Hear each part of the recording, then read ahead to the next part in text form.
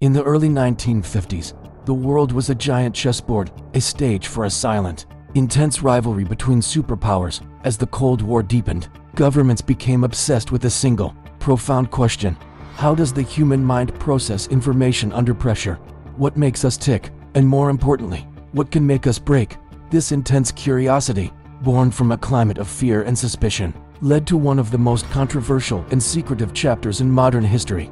The search for an edge, a way to gain psychological superiority, would push the boundaries of science and ethics to their very limits. In 1953, amidst this global tension, a highly specialized government program was quietly authorized, codenamed Administrative Project MKU. This wasn't some isolated experiment in a hidden bunker.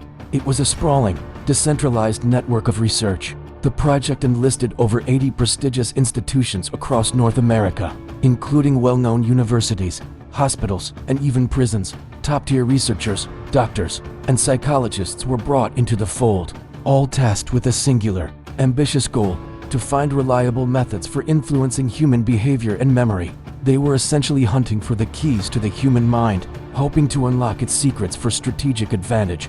The researchers explored a wide array of high-stress techniques, treating the human psyche like a complex machine to be reverse-engineered. They conducted extensive studies on the effects of extreme isolation, forcing subjects into sensory deprivation chambers to observe how the mind reacts when cut off from all external stimuli. They also experimented with prolonged sleep deprivation, pushing individuals to the brink of exhaustion to see how it impacted their cognitive functions and suggestibility. Beyond these psychological pressures, they delved into the world of chemical compounds. The core idea was to find substances that could disrupt or reset a person's personality, breaking down their existing beliefs and behaviors. The ultimate, chilling goal was to understand if a mind could be reconditioned, programmed to perform specific tasks or reveal secrets without any conscious awareness or control. It was a clinical, yet profoundly disturbing, quest for control. For 2 decades, this vast and ethically dubious research operation remained completely hidden in the shadows, a secret known only to a select few within the intelligence community. The full scope of its activities, the methods used, and the identities of those involved were classified at the highest levels. But in 1973, the political climate began to shift, facing increased public scrutiny and the looming threat of congressional investigations. The director of the agency made a drastic and unprecedented decision. He ordered the immediate and thorough destruction of nearly every document, every file, every piece of evidence related to the project. It was a systematic effort to erase 20 years of history, to ensure the darkest secrets of the program would never see the light of day.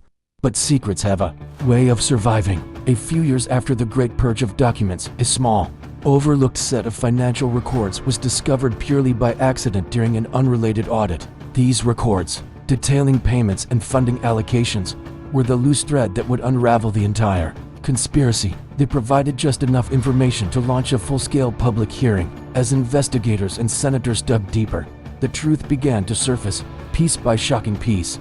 The hearings revealed that this wasn't just about advancing science.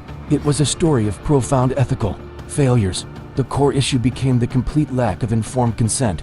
Research was conducted on individuals, many of whom had no idea they were part of an experiment. Their minds and bodies used as testing grounds without their knowledge or permission.